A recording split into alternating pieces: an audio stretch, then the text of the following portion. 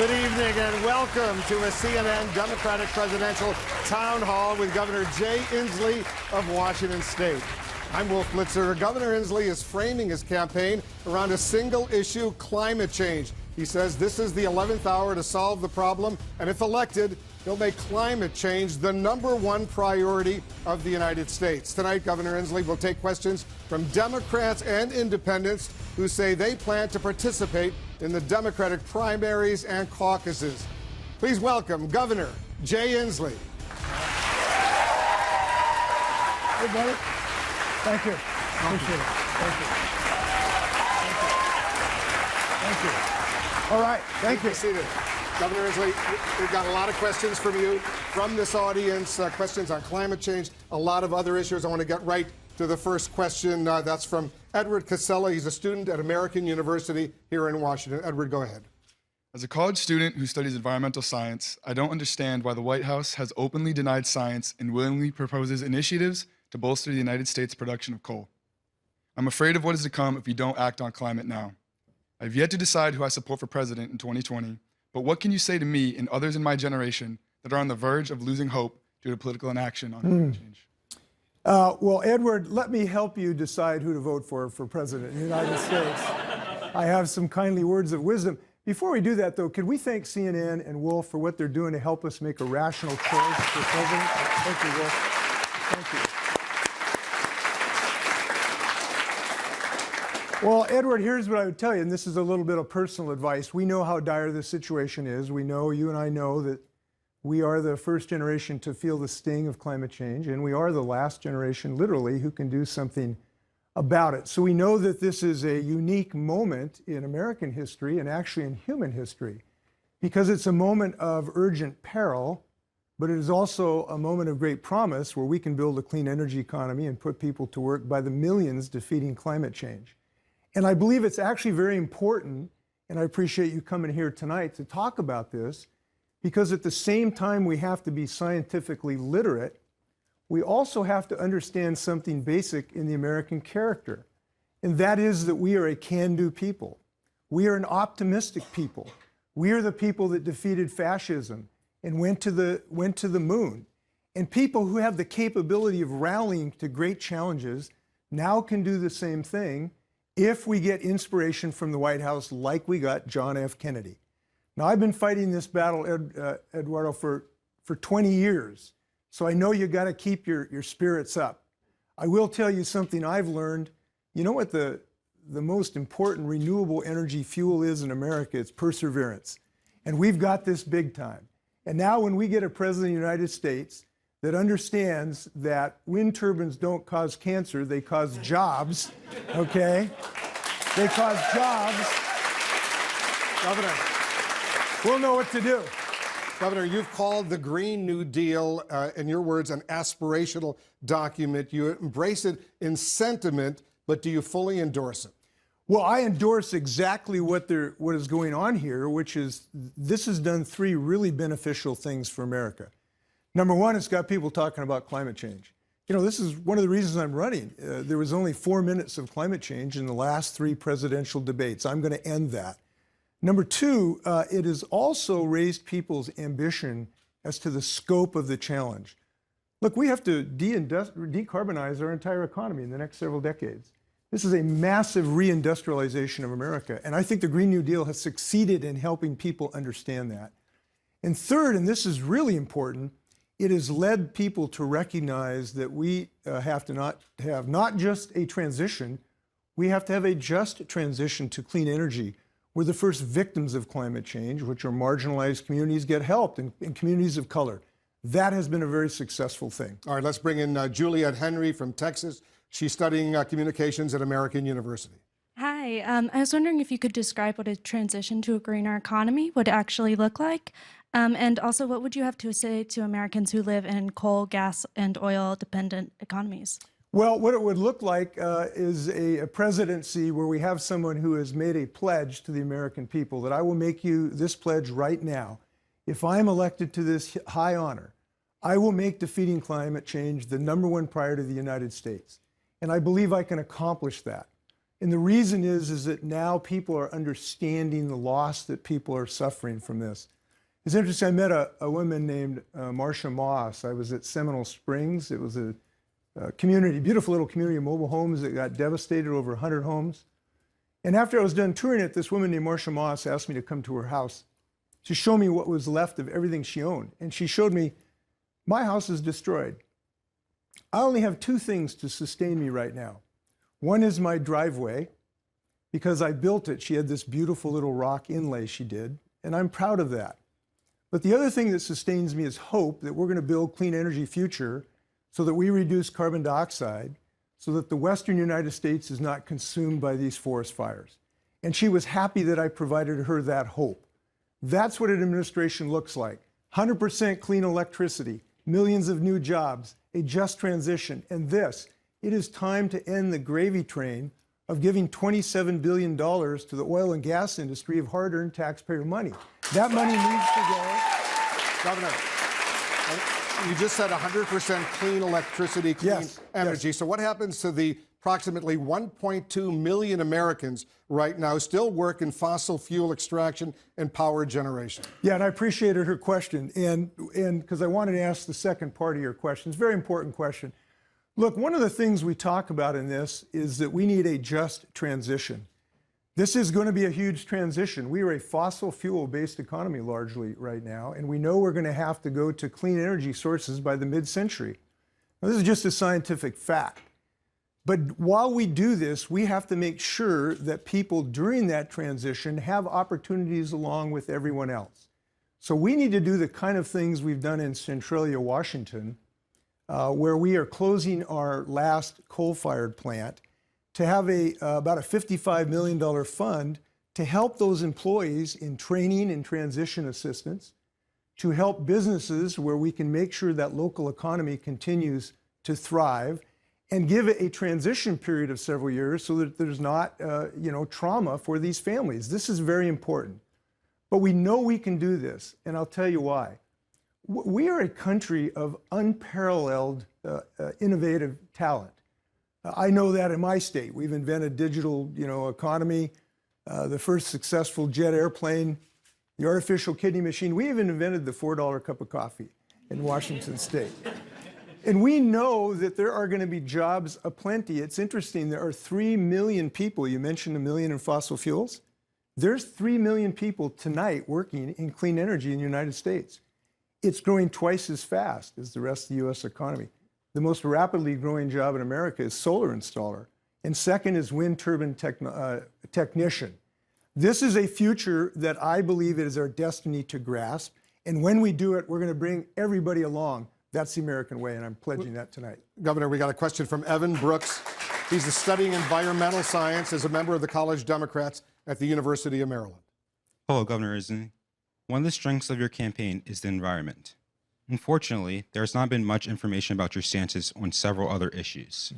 Recently, Nipsey Hussle, a well-respected community leader, activist, and artist who's attempting to do good in his community, was tragically gunned down.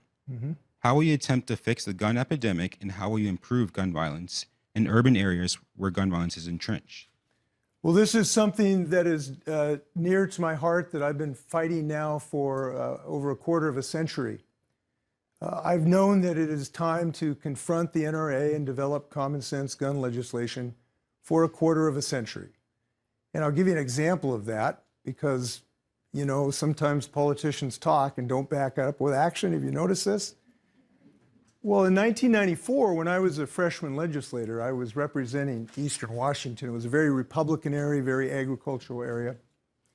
And a lot of hunting folks, a lot of racks and pickups. But we needed just a few votes to pass the assault weapon bill. And I knew if I cast that vote, I was probably going to lose my seat in Congress, which is hard to do because I liked it at the time. And people said, look, you're going to lose your seat if you vote for this. I voted for that bill. I provided one of the critical votes to get it over the top. I lost my seat, but I have never regretted that vote because I do not believe any congressman's or politician's seat is more important than any child's life. And I fundamentally believe that. So, Governor, So we've done a lot more. We have passed three major gun safety legislations by initiative in our state, and we're not done yet. We are not going to back up against the NRA. We have them on the run. This country is moving forward to common sense gun legislation. I'm glad to be part of that. All right, we got a question. Deanna Redder is a student focusing on psychology at Catholic University. Given that Washington state has legalized marijuana, what is your view on legalizing marijuana across the country? Thank you. And I missed your name. I'm sorry. Deanna Redder. Deanna, listen, I appreciate that because I'm happy to share Washington's experience, which is that we legalized marijuana several years ago. And the fears of a number, including myself, I actually did not support the initiative when it came up several years ago because I was concerned about youthful usage. But what we have found is that those fears have not come to pass. And I'm happy to share that with the rest of the world. We have not had adverse health results with our young people. We have not had rampant criminality in the distribution of marijuana. And it has been helpful by providing about $700 million of revenue so that we can help the health of our children and schools for our children.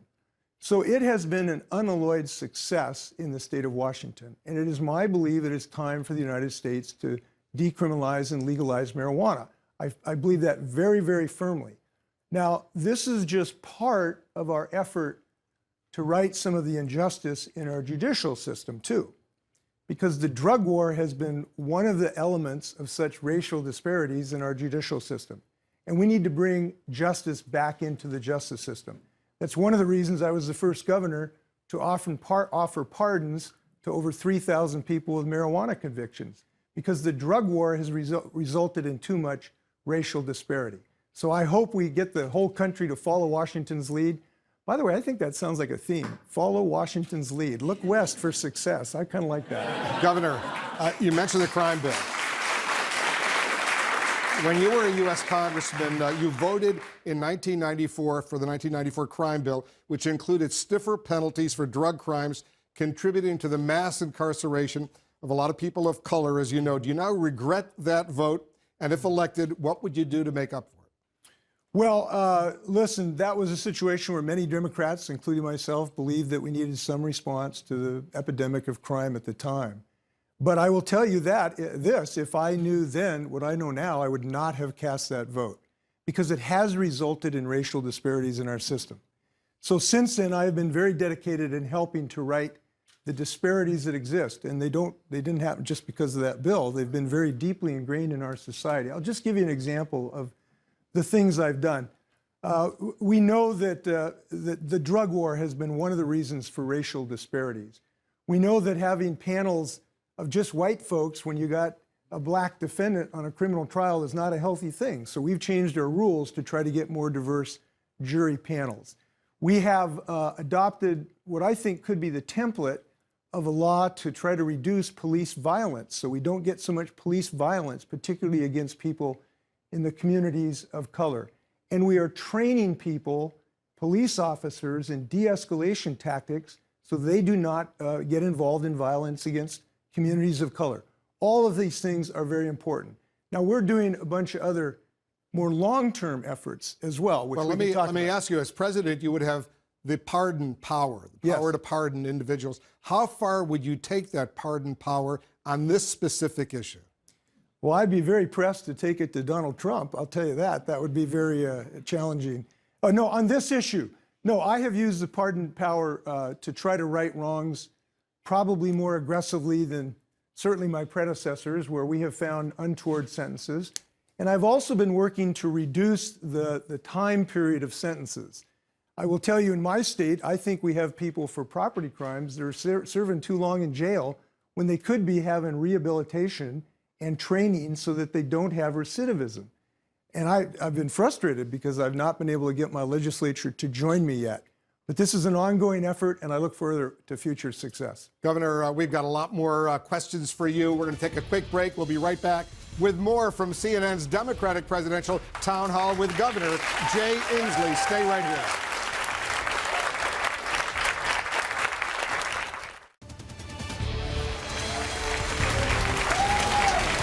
Welcome back to CNN's Democratic Presidential Town Hall with Governor Jay Inslee. Governor, we got another question. Sam, in Trader, a freshman at the University of Maryland, College Park. He's studying theater and politics. Good evening, Governor. Good evening.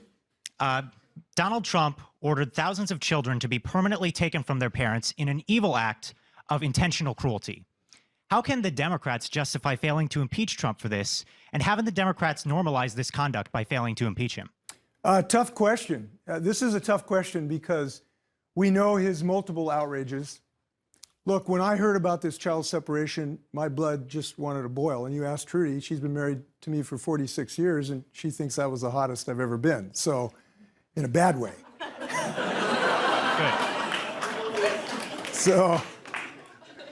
So, I mean, really, this just makes you so angry. I had the same thing when I heard about the Muslim ban. I was actually getting on my bike to go for a ride. My chief of staff called me and said they're banning Muslims from coming in from Seattle International Airport. I just said, you're kidding me. So I got off, went down to SeaTac, tried to help those families to become reunited. And it was quite a scene, too, because there were actually like husbands 50 feet away from giving their wife a hug after not seeing them, and then Donald Trump's policies separate them. So this is a really hard issue, and I have not faced it because I'm a governor. I don't exactly have that. I believe the current situation right now is we should have a dramatic, engaged, concerted, energetic, and successful effort in November 2020 to make Donald Trump a blip in history. That's what I believe. And I believe that is today,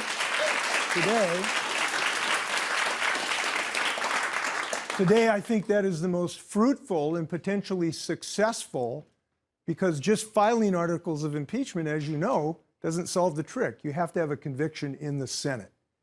So for my money at the moment, we're doing what we should do, which is to get ready to remove this person from this high office and remain very vigilant about getting information, because it may turn out a lot more dark things that we don't know about yet. We're not done with this investigation.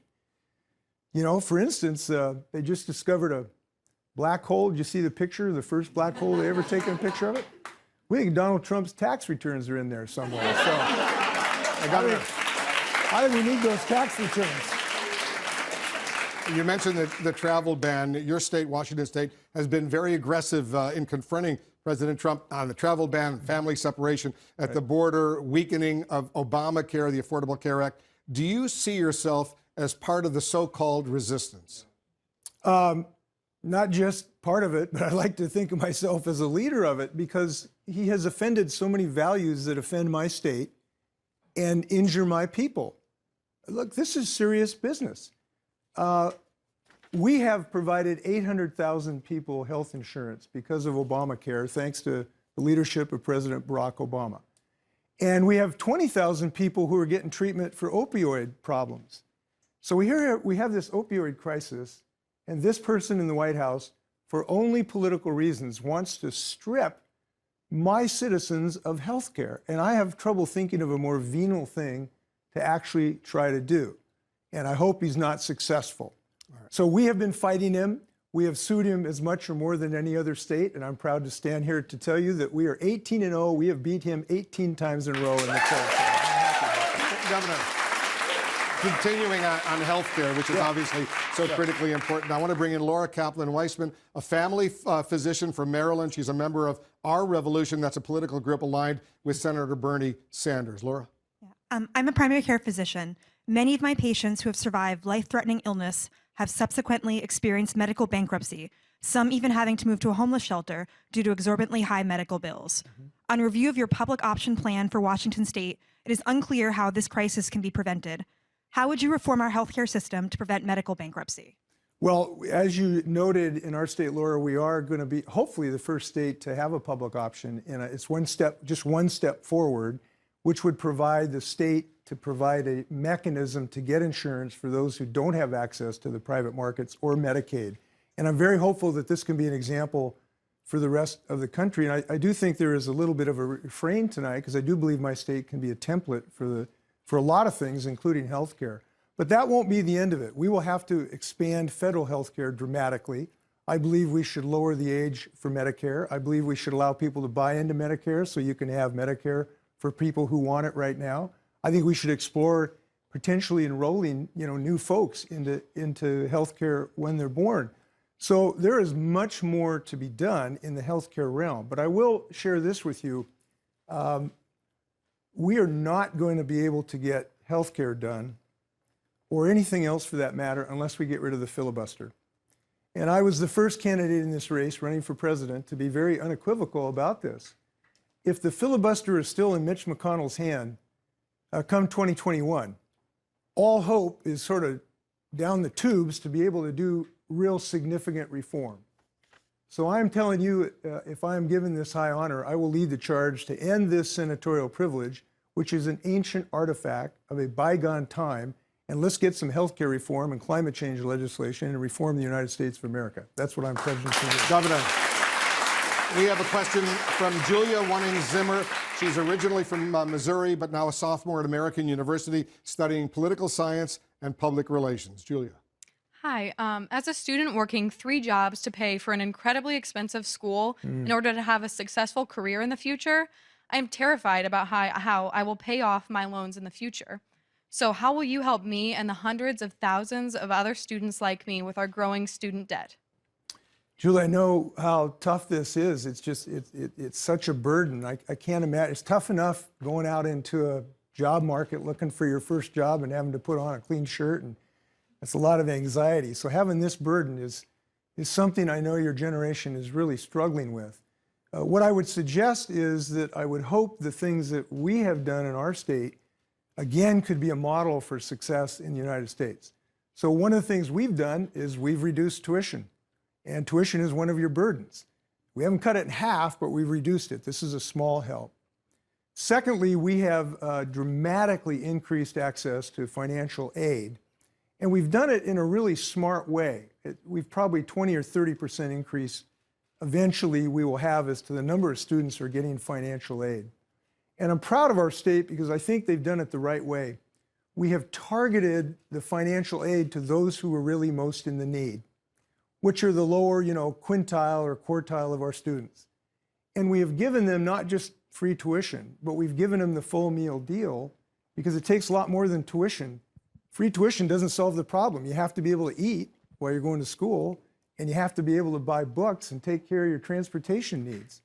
So our plan is really probably the richest in America, and that is a template for success that I hope to follow as President of the United States. Governor, when you finished high school, you got accepted to a great school, Stanford University, California. You went there for a year, but you couldn't afford to stay there without taking out some student loans. You decided you would leave rather than take out the loan. Why? Basically, I'm kind of a cheap guy when it gets right down to it. Really, I love Stanford. I had a great year there. Got to play freshman basketball, but did not win a scholarship. So that was out of the question. And I actually don't know if I could have obtained enough student loans. I didn't really check, to be honest with you. But I did go up then to the University of Washington, which is another great school, and majored in economics. Then went to Willamette Law School. Then tried to build a school in Selah, Washington. And we had trouble passing the bond issue. We passed it on the 7th try. And as soon as we passed it on the 7th try, the knuckleheads in the legislature cut the funding like in half. And that didn't seem right to me. So I decided to run for the legislature, and I was prompted by this issue of education. And that's why I can tell you that one of my proudest really achievements, I think, is in the last few years, we've had huge increases of early child education, huge increases in financial aid, and maybe the best of all, I've made sure that our teachers get an average of a 12% wage so we can keep those great teachers in the classroom. They don't all go to Amazon or Microsoft. That's an educational agenda that started back here at the University of Washington. Companies close to your heart. Yeah. We're going to take another quick break. We're going to be back with much more from CNN's Democratic Presidential Town Hall with Governor Jay Inslee. Stay right here. We'll be right back.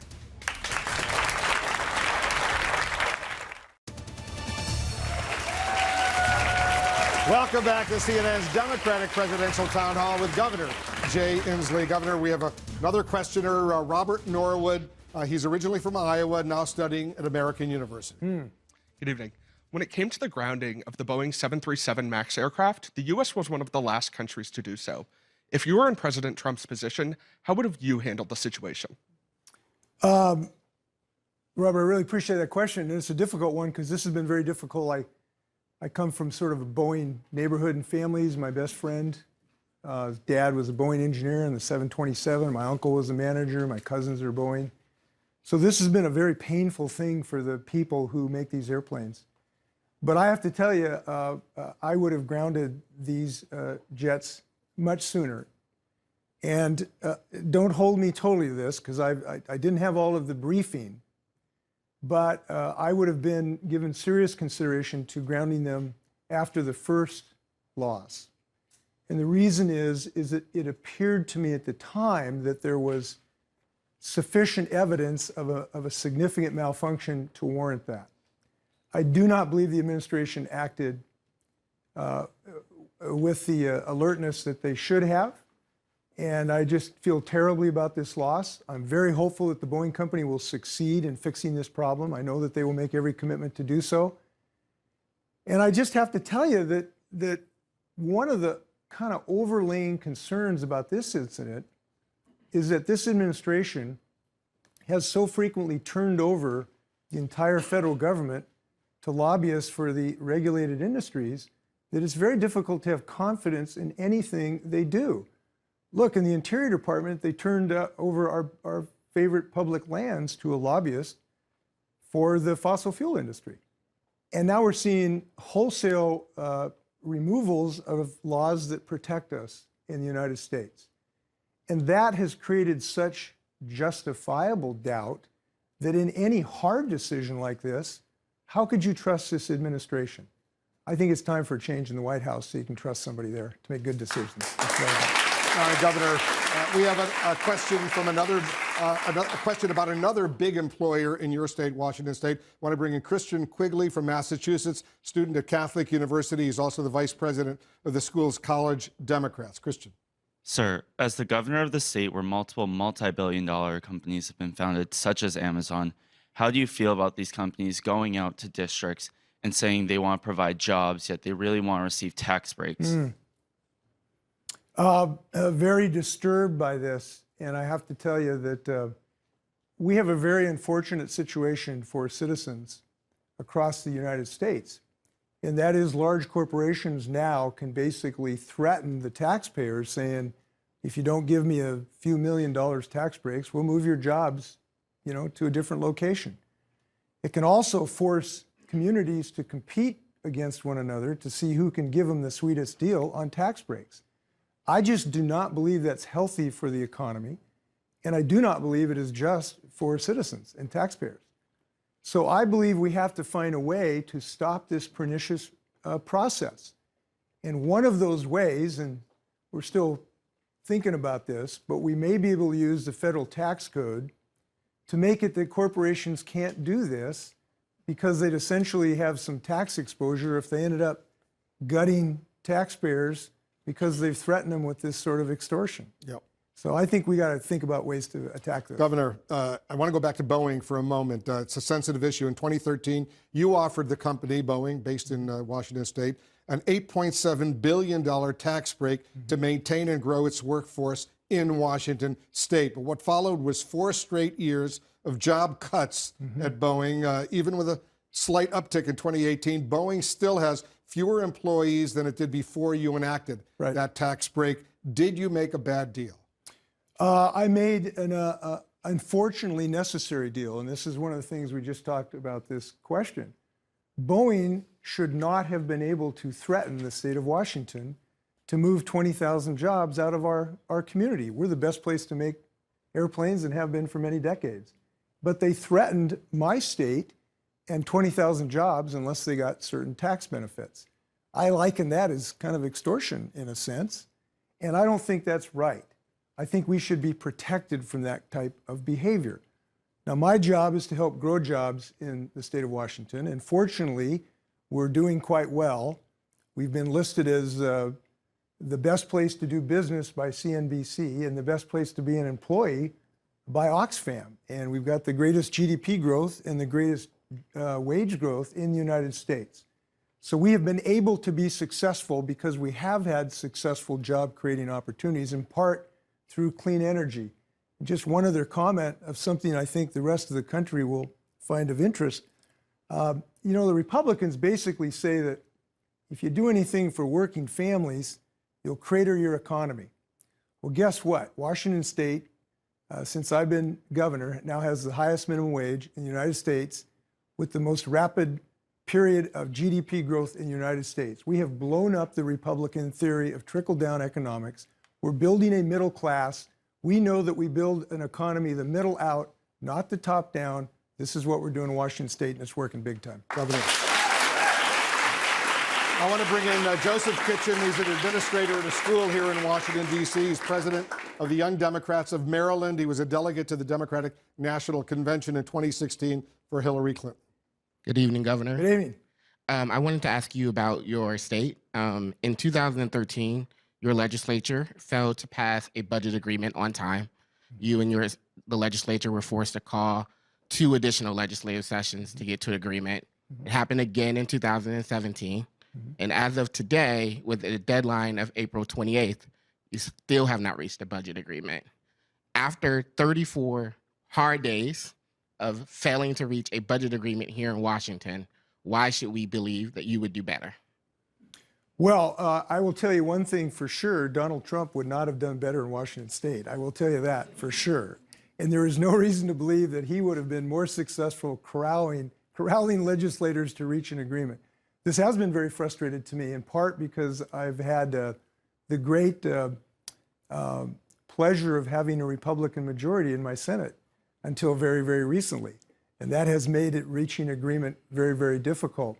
And I have found you just need to be persistent to make sure that you finally get consensus.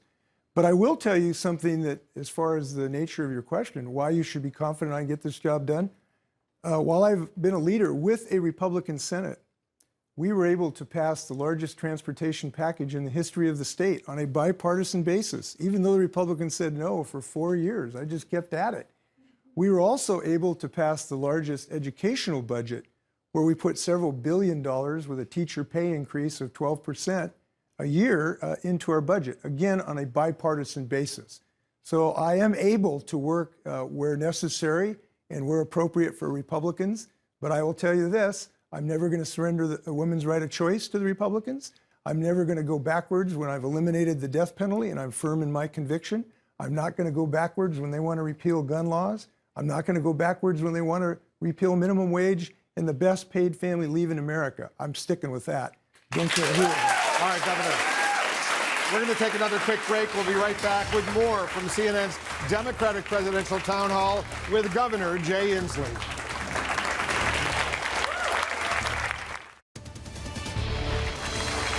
Welcome back to CNN's Democratic Presidential Town Hall with Governor Jay Inslee. Governor, I want to bring in Michael Cohen. He's getting a master's degree at the Johns Hopkins University School of Advanced International Studies here in Washington, my alma mater. Go ahead. Governor Inslee, President Trump has taken a sledgehammer to the global security order established by the United States and its allies decades ago. He's attacked NATO, undermined our alliance with South Korea, and cozied up to dictators around the world. What will you do to restore American leadership and credibility in the international arena? Well, defeat Donald Trump, which I'm ready to do. That's number one, is the first thing I got to do. And by the way, I'm pretty confident about that. I believe that I'm a perfect matchup against him because I'm a very optimistic person and he's a very pessimistic person. I believe in the ability of America to do big things. He thinks he wants to crawl down and just put a wall around us. I believe we're technologically oriented and he refuses to invest in new energy technology. So I do believe actually I'm a very good contrast. But in answer to your question, I have a fundamentally disagreement with Donald Trump. He has a worldview, if I was going to categorize it, of thinking that for him to win, somebody else has to lose. And I really believe he extends that to our international policies. So that the only way he believes America can succeed if another country somehow is subjugated or loses some treaty right or isn't able to exercise their dignity. And that's just a really dangerous policy because it has, as you've indicated, damaged us in our international relations. The decision to void the Iran deal, which was a very carefully calibrated effort to rein in and is our best hope to prevent a dangerous Iran, his effort to withdraw from the Paris Agreement. You know, he's made this big argument that, you know, China and India should do more, right, for climate change. It's not exactly going to be inspiring him for them to do more if we decide to do less. So this is really a dangerous position he has put the United States in, not to mention the national security threats associated with climate change. I met with admirals and generals in Seattle a few weeks ago, and they were telling me that the Pentagon's hair is on fire about the mass migrations that are going to happen because of climate change, creating political instability. So I do believe he has reduced our national security, not increased it. I would have a diametrically opposed position. Governor. I want to bring in Matt Fitzpatrick, an associate professor of ecology at the University of Maryland, the Center for Environmental Science. Go ahead. Thanks, Walt. Governor Inslee, some people have argued that nuclear power as a proven low-carbon energy source should be part of our strategy to fight climate change. Do you see nuclear power fitting into the U.S.'s strategy for addressing climate change? And if so, how do we develop nuclear safely, affordably, and with proper waste disposal? Well, I think the question shows why you're a good professor, because you know what the issues are here, which is, look, I believe that the urgency is so great and the time period so short to decarbonize our economy that we need to be open to any low cost or low carbon or zero carbon technology. That includes nuclear, but as you've pointed out in your question, there would have to be 4 things happen before nuclear power would be able to become a major part of our portfolio. It would have to become cost effective, which it is not. It would have to be much safer with passive safety systems, which have not yet been developed. It would have to solve the waste problem with the waste stream, and it would have to win public acceptance. So my view is it is appropriate to make R&D investments to determine whether any of those or all of those can be surmounted. I think that's a proper investment. And I'll look forward to your thoughts after the show. Governor, I want to ask you about an idea to fight climate change that sounds sort of like science fiction. It's called geoengineering. This could be sucking carbon from the atmosphere or reflecting heat away from the Earth to cool the planet. Should taxpayers pay? Taxpayers fund these potential ideas? Well, as I've indicated, this is such a challenge that we are going to need to do research and development on things that may not have a probability of success. We're going to have to make some R&D investments like we do frequently on technologies, some of which don't pan out.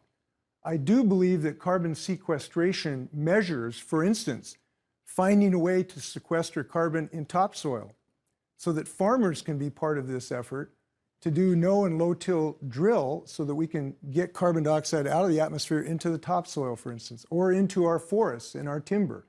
I think those things make sense. And we need to dramatically increase our R&D. Look, a few years ago I checked, we were spending more money on R&D on one Jeep than the entire clean energy budget of the United States. This has to be an effort like when we defeated fascism and like we went to the moon, which required major R&D. Now, can I take a minute and tell you why I'm running for president? Is this appropriate? 1 minute.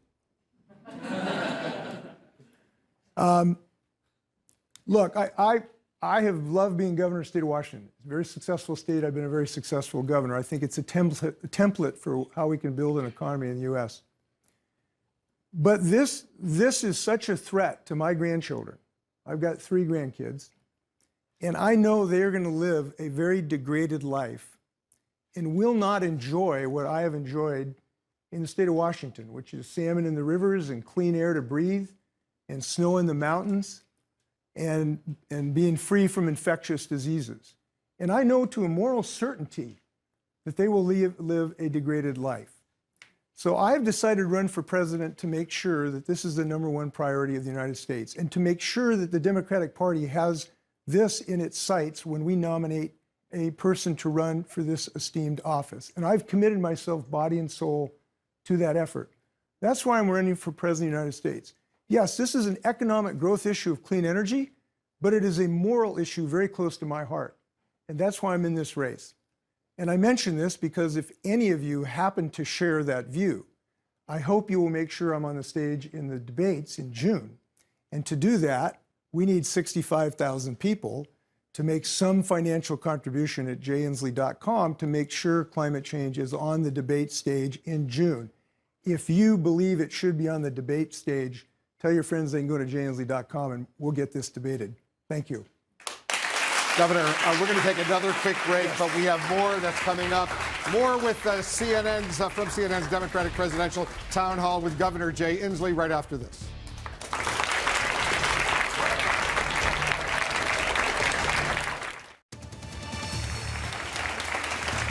Welcome back to CNN's Democratic Presidential Town Hall with Governor Jay Inslee. Governor, I want to bring in Maureen Coffey. She works in Consumer Financial Protection in Virginia. She's also a member of the Arlington Young Democrats. Hi, Governor Inslee. So recently, several foreign countries have stopped purchasing our recyclable plastic waste, which means that a lot of what we're putting in recycling bins now never actually gets to the point of being recycled. How can we fix our broken recycling system? Maureen, you know, I thought I had the answers to every question, but I do not have an answer to that. But next time we meet, I'm going to have a better approach. I know that I have a team of people who are looking for options on this. We know how important this is. But I will say, just to riff on the kind of nature of your question, we've got to stop making products that end up having to be recycled, much less in a landfill.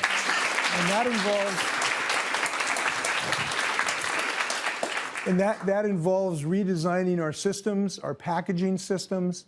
I know that some of the big companies in my state are starting to do some major research to do that.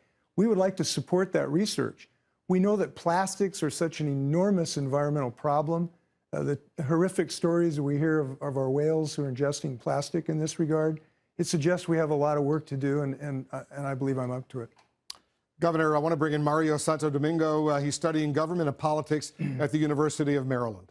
Hi, Governor. Hi. Primaries often involve litmus tests that assess whether or not a candidate is ideologically pure enough to be nominated. But it is possible for a candidate to agree with some part of the opposing party's platform. I'm going to ask you a contrarian question. Is there any policy from the Republican Party platform that you agree with? Why or why not? Yes, I firmly believe in the Republicans' approach that they insist that we have elections every 4 years for president so we can get another president, okay? We need one. Mara, if I can, let me come back to this issue. Both of a filibuster and why I have such prioritization on climate change. And it has to do some degree with the Republican Party. We have to understand, it's been very disappointing. The Republican Party has refused to embrace any meaningful way to combat climate change. We know we have a climate denier who calls climate change a hoax in the White House. And so because of that resistance, I know this with a political certainty. If this is not job one of defeating climate change, it will not get done. This cannot be just, you know, you have a to-do list on your refrigerator. We just can't have our nominee just have it on the to-do list. It's got to be on the top. Otherwise, we will not succeed in doing this because we have to understand that we don't have any support from the Republican Party at the moment. I would hope that would change. Won't it be a great day when a Teddy Roosevelt appears in the Republican Party? I would like to see that. You know, very quickly, Governor, former President Barack Obama said the other day he was worried about rigidity among the Democratic candidates, the progressive Democrats. He said sometimes Democrats create a circular firing squad when someone is straying from purity on the issues. Is he right? Well, I don't know what President Obama was referring to, so I'll withhold judgment. But I do think President Obama, who look, he's a hero of mine. What he did for healthcare was truly magnificent. That was an act of leadership.